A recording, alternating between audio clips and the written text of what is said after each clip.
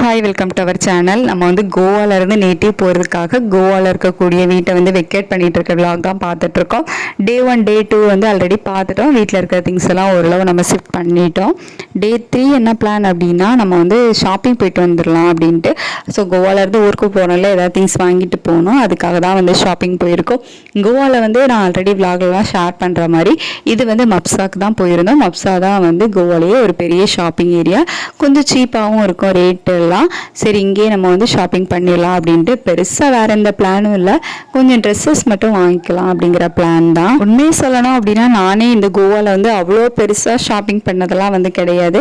அப்பப்போ முக்கியமாக என்ன திங்ஸ் தேவை வீட்டுக்கு அப்படிங்கிறத பார்த்து தான் வந்து வாங்கியிருக்கேனே தவிர பெருசாக ட்ரெஸ் எடுக்கிறது அந்த மாதிரி எதுவுமே வந்து பண்ணவே இல்லை. தீபாவளி டைம் மட்டும் ஒரே ஒரு ட்ரெஸ், அதுவும் வந்து 200 rupeesக்கு V2 மாலில் ஆஃபர் போட்டிருந்தாங்க. அங்கே அந்த ஒரே ஒரு ட்ரெஸ் மட்டும் எடுத்தேன், அவ்வளோதான். மற்றபடி பெருசாக எந்த ஒரு ஷாப்பிங்கும் வந்து பண்ணலை. எனக்கே பார்த்தீங்க அப்படின்னா இதுதான் வந்து ஃபர்ஸ்ட்டு ஷாப்பிங் மப்சாவில் ட்ரெஸ் எடுக்கிறது அப்படிங்கிற மாதிரி தான் வந்து இருந்துச்சு. இங்கேயுமே 200க்கு வந்துட்டு ஒரு குர்த்தா ஃபேண்ட் இந்த ரெண்டு சேர்ந்து ஒரு செட்டாக வந்து போட்டிருந்தாங்க. 200 rupees தான். அதில் தான் வந்து நானே எனக்கு ஒரு ட்ரெஸ், அப்புறம் எங்கள் தங்கச்சிக்கு ஒரு ட்ரெஸ் அந்த மாதிரி எடுத்திருந்தேன். அப்புறமா அங்கேருந்து கிளம்பி நம்ம விஷால் சூப்பர் மார்க்கெட் தான் வந்திருந்தேன். ஏன்னா எனக்கு மப்சாவில் குழந்தைங்களுக்கு ட்ரெஸ் எதுவும் வந்து செட் ஆகலை. அதனால விஷால் சூப்பர் மார்க்கெட் போயிட்டு அங்கே குழந்தைங்களுக்கு மட்டும் தேவையான திங்ஸ் அங்கே கொஞ்சம் வாங்கினோம். வாங்கிட்டு அப்படியே கிளம்பி ஃபைனலாக வந்து போட்டில் ஒரு ரவுண்ட் போயிடலாம் அப்படின்ட்டு. ஏன்னா இதுக்கப்புறமா கன்னியாகுமரியில் நமக்கு போட்டிங் உண்டு, இருந்தாலும் இந்த மாதிரி அடிக்கடி போக மாட்டோம்ல. கோவாவில் எங்களோட ஃபைனல் போட்டிங் இது. டே 4க்கான வேலை வந்து ஸ்டார்ட் பண்ணியாச்சு. ஃபைனல் வேலை அப்படின்னே சொல்லலாம். என்ன அப்படின்னா நம்மளோட கிச்சனெல்லாம் க்ளீன் பண்ணலாம் அப்படின்ட்டு. கிச்சன் கிளீனிங்கை தான் வந்து நான் லாஸ்ட்டாக வச்சுருந்தேன். ஏன்னா மற்ற திங்ஸ் கூட நமக்கு அவ்வளோவா தேவைப்படாது. கிச்சனில் இருக்க திங்ஸ் எல்லாமே வந்து லாஸ்ட் டே வரைக்குமே நமக்கு தேவைப்படுற திங்ஸ். ஏன்னா குழந்தைய வேறு வச்சுருக்கோம், அவன் எப்போ என்ன கேட்குறான் அப்படிங்கிறது வந்து தெரியாது. அதனால் ஃபைனலாக அந்த வேலைகள் பார்த்துக்கலாம் அப்படின்னு நான் விட்டு வச்சுருந்தேன். அந்த வேலையை தான் இன்றைக்கி வந்து நான் ஸ்டார்ட் பண்ணியிருக்கேன். இன்னும் ஒரு நாள் தான் இருக்குது நம்ம கிளம்புறதுக்கு. அதனால் அடுத்த நாள் சமைக்கிறதுக்கு என்ன திங்ஸ் தேவை அப்படிங்கிறத பார்த்து நம்ம ரிலேட்டிவ் வீட்டில் வாங்கியிருந்தோம்ல திங்ஸ், அந்த திங்ஸ் மட்டும் நான் வெளியே வைக்கலாம் அப்படின்னு நினச்சிருந்தேன். ஏன்னா அது நம்ம காலையில் சமைச்சிட்டு க்ளீன் பண்ணி அவங்கக்கிட்ட ஒப்படைக்கிற மாதிரி தான் இருக்கும். அதனால் அந்த திங்ஸை மட்டும் வெளியே வச்சுட்டு அப்புறமா குழந்தைக்கு என்ன தேவை அப்படிங்கிறத பார்த்து வச்சுட்டு மீது எல்லாமே பேக் பண்ணிடலாம் அப்படிங்கிற பிளானில் தான் வந்து பண்ணிகிட்டு இருந்தேன். எல்லா வேலையும் என் பையன் டிஸ்டர்ப் பண்ணுற மாதிரி இந்த வேலையுமே டிஸ்டர்ப் பண்ணிக்கிட்டே தான் இருந்தான். நீங்கள் வீடியோவில் பார்த்தாலே தெரியும், நான் ஒரு பக்கம் எடுத்து வைக்கிறது, அவன் ஒரு பக்கமாக தூக்கிட்டு போயிடுவான். எனக்கு 1க்கு 2 வேலை தான். எல்லா வீடியோலையுமே நான் வழக்கமாக சொல்கிறது தான். ஒரு அரை மணி நேரம் 1 மணி நேரத்தில் முடிக்க வேண்டிய வேலையை நானும் என் பையனும் சேர்ந்து கிட்டத்தட்ட ஒரு 3 மணி நேரம் 4 மணி நேரம் தாராளமாக செய்வோம். இன்றைக்கும் அதே மாதிரி தான் வந்து இந்த வேலைகள் நடந்துக்கிட்டே இருந்துச்சு. நம்மக்கிட்ட வந்து அவ்வளோவா இந்த காய்கறிகள் மசாலா அது எதுவுமே இல்லை. ஏன்னா நம்ம லாஸ்ட் 1 மந்த்தாகவே பிளான் பண்ணிட்டு இருந்தோம். அப்படிங்கிறதுனால கடைசி 1 மாதம் நான் என்ன பண்ணிட்டேன் அப்படின்னா வாங்குகிற திங்ஸ் எல்லாமே வந்து ரொம்ப கம்மி பண்ணிட்டேன். அதுக்கு பதிலாக இந்த கிலோ கணக்கில் வாங்குறதுக்கு பதிலாக நமக்கு என்னென்ன தேவை அப்படிங்கிறத பார்த்து இந்த 10 ரூபாய் 20 ரூபாய்க்கு கொஞ்சம் கொஞ்சம் திங்ஸ் வாங்குறது, அந்த மாதிரி வாங்கினது வந்து எனக்கு ரொம்பவே கடைசி டைமில் ஹெல்ப்ஃபுல்லாக இருந்துச்சு. ஏன்னா நான் லாஸ்ட் டே சமைக்கிறது வரைக்கும் அது போதும் அப்படிங்கிற மாதிரி இருந்துச்சு. எக்ஸ்ட்ரா ரொம்ப திங்ஸ் நம்ம வேஸ்ட் பண்ணுறோம், மசாலா பொருட்கள் அப்படிங்கிற மாதிரிலாம் வந்து இல்லை.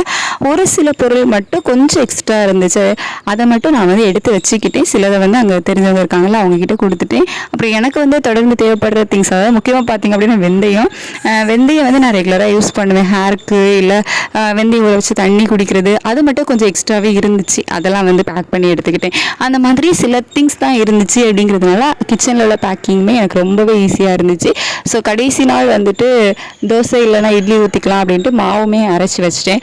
அதோட மிக்சியோட வேலையுமே வந்து முடிஞ்சுது. ஏன்னா நெக்ஸ்ட் டே வந்துட்டு நம்ம கிளம்பும்போது லெமன் ரைஸ் பண்ணிக்கலாம் அப்படிங்கிறதான் பிளான். அப்படிங்கிறதுனால மிக்சி அதுக்கப்புறமா நம்ம தேவைப்படாது அப்படின்ட்டு அதையுமே க்ளீன் பண்ணுற வேலையை வந்து ஸ்டார்ட் பண்ணிட்டேன்.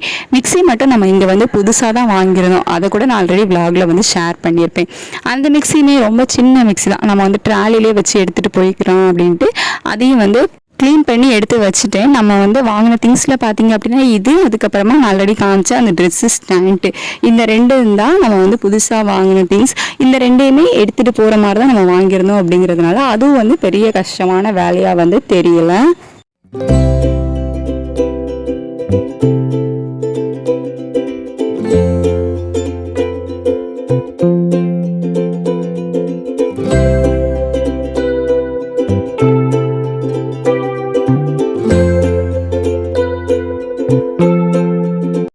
ஃபைனலாக நம்ம வந்து பாத்திரம் எல்லாமே எடுத்து வைக்கிற வேலையை வந்து ஆரம்பிச்சிட்டோம்.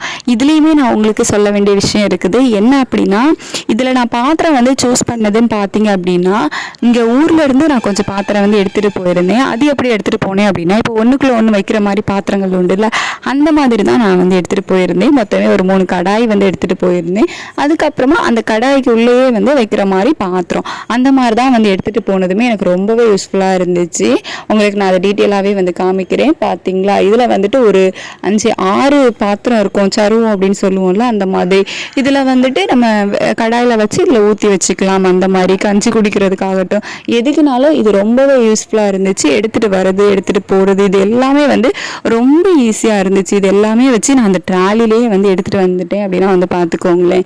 இந்த பாத்திரம் எதுவுமே வந்து எனக்கு அங்கே விட்டுட்டு வரதுக்கும் மனசு இல்லை. ஏன்னா நம்ம இப்போ ஊருக்கு வந்துட்டு திருப்பி வேறு ஏதாவது இடத்துக்கு போகிறோம் அப்படின்னா கூட இந்த பாத்திரங்கள் வந்து ரொம்ப யூஸ்ஃபுல்லாக இருக்கும். ஒன்றுக்குள்ள வந்து ஒன்று வைக்கலாம். அப்படிங்கும்போது இவ்வளோ பாத்திரமே எனக்கு போதும். அந்த 3 கடாய், அதுக்கப்புறம் இந்த சருமத்தில் இந்த ஒரு 4-5 சருமம் இருக்குல்ல, இதுவே வந்து எனக்கு தாராளமாக வந்து போதும். வேறு பாத்திரம் வந்து தேவைப்படாது. அடிஷ்னலாக சோறு பொங்குறதுக்கு ஒரு பானை இருந்துச்சு அப்படின்னா கூட போதும். நான் வந்து ஈஸியாக மேனேஜ் பண்ணிடுவேன்.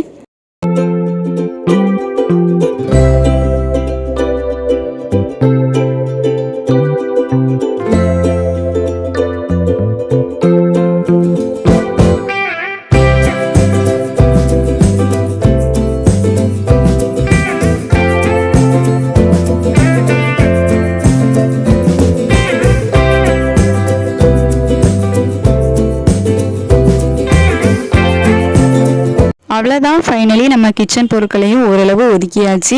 இனிமேல் உங்களுக்கு வரக்கூடிய நெக்ஸ்ட் விளாக் நம்ம கிளம்புற அன்னைக்கு உள்ள விளாகாக தான் இருக்கும். என்னால் குழந்தைய வச்சுட்டு எவ்வளோ கவர் பண்ண முடியுமோ அவ்வளோ நான் உங்களுக்கு கவர் பண்ணி வீடியோ எடுத்து அப்லோட் பண்ண பார்க்குறேன். Thank you so much.